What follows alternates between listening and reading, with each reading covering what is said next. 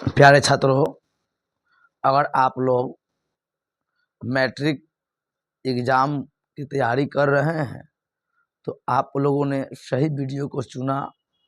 आज मैं इस वीडियो के तहत हिंदी में पूछे जाने वाले गद्यांश जो 20 नंबर का होती है उनकी चर्चा करेंगे। केवल एक ही वीडियो में आपको गद्यांश को अच्छी तरह सिखा दिया जाएगा। बहुत से बच्चे होते हैं गलत दिशा निर्देश की वजह से गद्यांश बनाना नहीं जानते हैं और 20 नंबर में वे केवल 5-6 नंबर लेकर रह जाते हैं, क्योंकि उनको गद्यांश बनाने का सही तरीका मालूम नहीं होता है।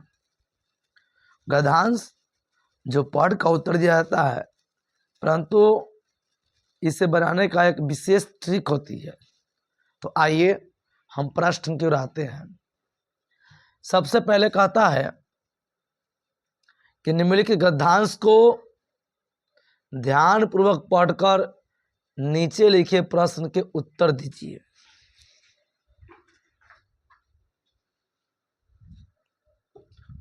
यानी निम्नलिखित गद्यांश को ध्यानपूर्वक पढ़कर नीचे लिखे गए प्रश्न के उत्तर दीजिए। तो बता चले यहां कहा 6 गुने 2, तो 6 गुने नहीं 5 गुने 2 रहेगा 10। पहले 10 मतलब कि 2 गद्यांश आपके एग्जाम में आएंगे जो 10-10 नंबर का होगा। आइए पहले गद्यांश को पढ़ते हैं। का एक गुरुकुल था, विशाल और प्रख्यात था। यानी एक गुरुकुल था। गुरुकुल का मतलब विद्यार्थी के पढ़ने जब स्कूल होता है ना, उस समय गुरुकुल हुआ करती थी, जहां पर बच्चे जाकर पढ़ते थे, गुरु पढ़ाते थे। विशाल और प्रख्यात था, यानी बहुत बड़ा और बहुत नाम था। उनके आचार्य जो गुरुकुल में पढ़ाते थे उसको आचार्य कहते थे। यानी उनके आचार्य भी बहुत विद्वान थे और जो शिक्षक थे यानी गुरु थे वहाँ के बहुत विद्वान थे। एक दिन आचार्य ने सभी छात्रों को आंगन में एकत्रित किया। यानी एक दिन गुरु ने यानी आचार्य ने सभी छात्रों को स्कूल यानी गुरुकुल के कैंपस यानी आंगन में बुलाया और उनके सामने एक समस्या रखी और उन लोगों के सामने एक समस्या रखी, अपनी प्रॉब्लम, कि उन्हें अपनी कन्या के विवाह के लिए धन की आवश्यकता है। और वह समस्या था कि मेरी कन्या, मतलब कुमारी लड़की को कन्या कहते हैं, मेरी कन्या के विवाह के लिए धन की आवश्यकता है। कुछ धनी परिवार के बालक ने अपने घर से धन लाकर देने की बात कही और उस गुरुकुल में बहुत से धनी परिवार के बच्चे भी पढ़ते थे। तो उन लोगों ने यानी अपने घर से धन लाकर देने की बात कही कि गुरुदेव, मैं अपने घर से धन लाकर आपको दूंगा। किंतु गुरुजी ने कहा कि इस तरह तो आपके घर वाले मुझे लालची समझेंगे। तब गुरुजी ने कहा, अगर तुम लोग घर से लाकर धन दोगे तो आपको घर वाले हमको क्या लालची समझेंगे? ये आचार्य से लालची है, बच्चों को बाला फुसला कर धन मंगवा रहे हैं। लेकिन फिर गुरुजी ने एक उपाय बताया। तब गुरुजी ने एक उपाय दिया कि सभी विद्यार्थी चुपचाप अपने अपने घरों से धन ला कर दे। तब गुरुजी ने कहा कि तुम लोग अपने घर से चुपचाप, कोई जाने नहीं, यानी चुप्पे चाप लाकर धन दो। इस तरह लाकर दो, मेरी समस्या सुलझ जाएगी। लेकिन यह बात किसी को पता नहीं चलनी चाहिए और इस तरह मेरी समस्या सुलझ जाएगी। लेकिन ध्यान रहे, यह बात किसी को पता नहीं चलनी चाहिए।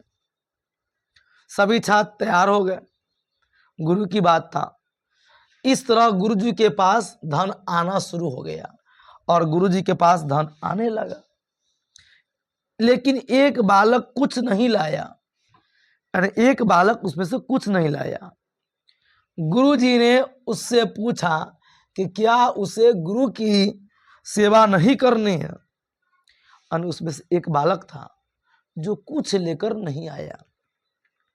तब गुरुजी ने पूछा कि क्या तुम्हें गुरु की सेवा नहीं करनी है।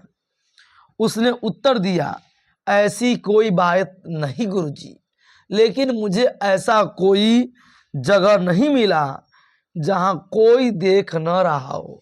कहा गुरुजी ऐसी कोई बात नहीं है, परंतु हमको ऐसा कोई जगह नहीं मिला जहां कोई नहीं देख रहा हो। गुरुजी ने कहा कभी तो ऐसा समय आता होगा जहां कोई न देख रहा हो। तब गुरुजी ने कहा कि गुरुजी ने कहा कभी तो ऐसा समय आया होगा जहां कोई न देख रहा हो। गुरुजी का भी ऐसा ही आदेश था। तब वह बालक बोला, गुरुदेव ठीक है, पर ऐसे स्थान में कोई रहे या न रहे, मैं तो वहां रहता हूं। कोई दूसरा देखे या न देखे, मैं स्वयं तो अपने कुकर्मों को देखता हूं। आचार्य ने गले लगाते हुए कहा, बोला गुरुदेव मैंने ऐसा कोई स्थान नहीं देखे। अगर मैं वहां कोई नहीं देख रहा हो तो मैं तो उसको देख रहा हूं। गुरुदेव ने उसे गले लगाते हुए कहा, तू मेरा सच्चा शिष्य है, क्योंकि तूने गुरु के कहने पर भी चोरी नहीं की। यह तेरे सच्चे चरित्र का सबूत है। तू ही मेरी कन्या का सच्चा और योग्य वर है। अपनी कन्या का विवाह उससे कर दिया। विद्या ऊंचे चरित्र का निर्माण कराती है। विद्या है ऊंचे चरित्र का निर्माण कराती है और उन्नति के शिखर पर ले जाती है। अब इसके प्रश्न अब आइए, प्रश्न है कि आचार्य ने अपने शिष्य को बुलाकर क्या कहा। फिर दूसरा प्रश्न है, कुछ न ला सकने वाले शिष्य पर आचार्य ने क्यों प्रसन्न हुए। आचार्य को किस धन की खोज थी और वह किस रूप में मिला। गुरुकुल के आचार्य किस प्रकार के व्यक्ति थे। लोग उन्नति के शिखर पर कैसे पहुंचते हैं और इसका उचित शीर्षक देना है। तो देखिए, जब हम लोग पढ़े तो इनका जवाब मतलब आया। हम आपको एक साथ प्रश्न को रखते हैं ताकि इसके जवाब को आप अच्छी तरह समझ सके। देखिए, पहला है कि आचार्य ने अपने शिष्य को बुलाकर क्या कहा। तो देखिए यहां कहता है, क्वेश्चन गौर कीजिएगा कि एक दिन आचार्य ने सभी छात्रों को आंगन में एकत्रित किया और उसके सामने एक समस्या रखी कि अपनी कन्या विवाह के लिए धन की आवश्यकता है। अब यहाँ कहा कि आचार्य ने अपने शिष्य को बुलाकर क्या कहा। अब बच्चा इतना ही गलती क्या करता है, गौर कीजिएगा। और वो जाएगा एग्जाम में और जिस तरह हम लाइन खींचे ऐसा ही धर के हाथ से उतार देता है और बच्चा गलत कर लेता है। यही तो गलती है। और नंबर क्या मिलेगा, जहां 2 नंबर मिलना चाहिए मिलेगा 0, क्योंकि आपसे पूछा गया आचार्य ने अपने शिष्य को बुलाकर क्या कहा। तो बात तो इसमें है, परंतु लिखना कैसे, गौर कीजिए कि लिखेंगे 1 नंबर क्वेश्चन को कि आचार्य ने अपने शिष्य को बुलाकर कहा कि हमें अपनी कन्या के विवाह के लिए धन की आवश्यकता है।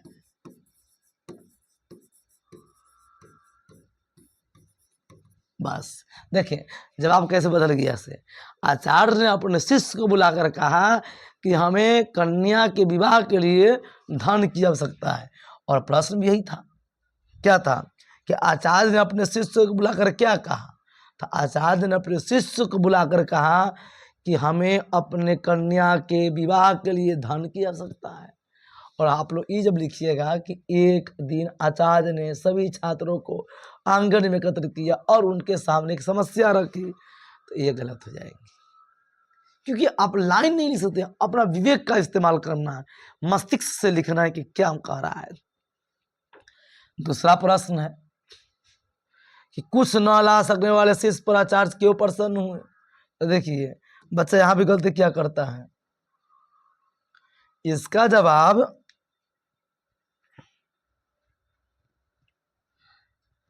यानी कुछ न ला सकने वाले शिष्य पर आचार्य, यहाँ दूसरा प्रश्न है कि कुछ न ला सकने वाले शिष्य पर आचार्य क्यों प्रसन्न हुए।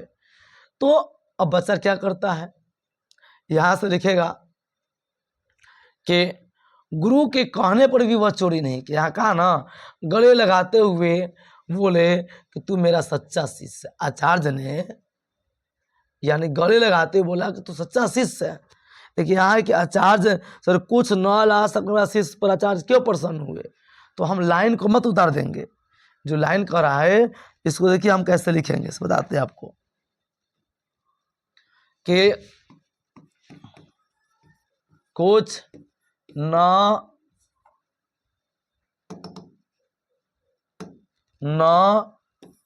ला सकने वाले शिष्य पर आचार्य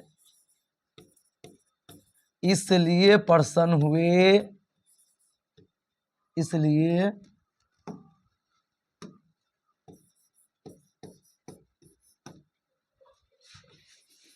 प्रसन्न हुए कि वह गुरु के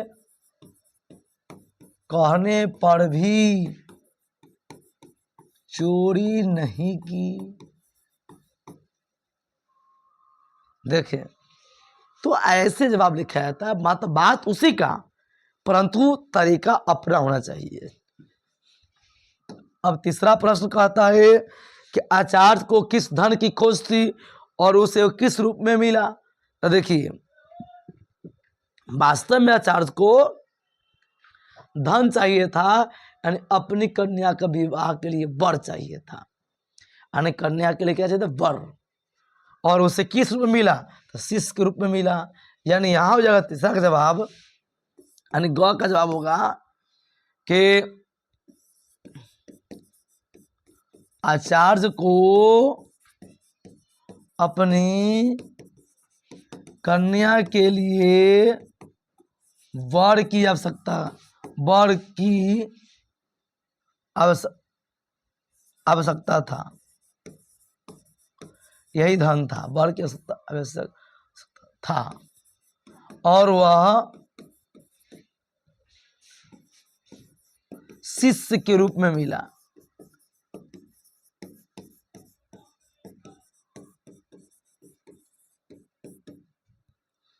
देखिए जवाब कैसे लिखा जाता है। अगला प्रश्न है, आइए 4th नंबर के गुरुकुल के आचार्य किस प्रकार के व्यक्ति थे। तो देखिए फर्स्ट लाइन कहता है वो कि आपसे प्रश्न किया गया गुरुकुल के आचार्य किस प्रकार के व्यक्ति थे। देखिए तो कहा ना गुरुकुल के आचार्य प्रख्यात व्यक्ति, प्रख्यात और कहा गुरुकुल के आचार्य किस प्रकार व्यक्ति थे। यहाँ कहा ना उनके आचार्य बहुत विद्वान थे, मतलब कहने का मतलब किस प्रकार के व्यक्ति थे। तो अब जवाब दीजिएगा घ में कि गुरुकुल के आचार्य विद्वान थे।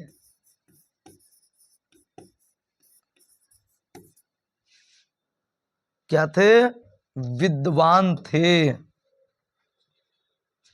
अगली प्रश्न है, लोग उन्नति के शिखर पर कैसे पहुंचते हैं?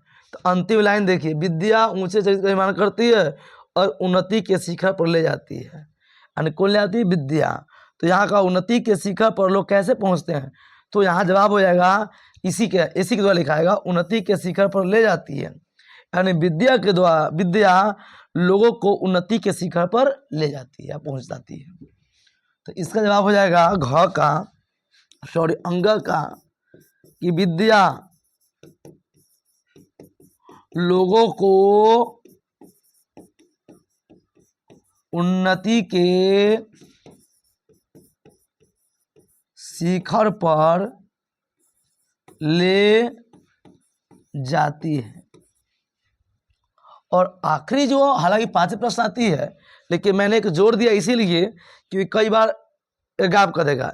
इस गद्यांश का उचित, यानी आप जो कहानी पढ़े इसका एक शीर्षक होना चाहिए था, तो वो होगा सच्चा चरित्र। क्योंकि हम लोग जो कहानी पढ़े उससे मिल रहा है कि यह होना चाहिए सच्चा चरित्र। तो इस तरह से 2 गद्यांश मिलेंगे आपको और दोनों 10-10 नंबर के होंगे, 5-5 जवाब देना। तो आप लोग, अगर ये आपको अच्छा लगा तो इसको अपने दोस्तों के साथ शेयर कीजिए और इसी तरह प्यार बनाए रखें, ताकि मैं फिर आप लोगों के काम, आपके लिए काम कर सकूं। धन्यवाद। मिलते हैं एक नेक्स्ट वीडियो में।